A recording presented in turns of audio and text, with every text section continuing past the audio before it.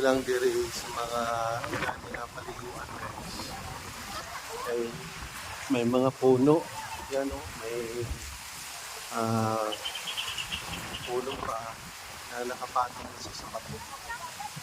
Yan kung makikita ninyo, sa bato lang sila kapatong. Kaya ang ganda niya pagmasdan.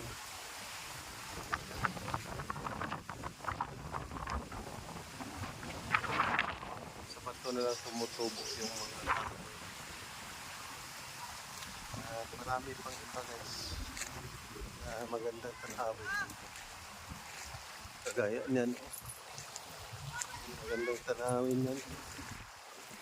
May mga puno talaga na malapit lang sa dagat. Kaya kung sakaling gusto mong magpasilong, na madali lang.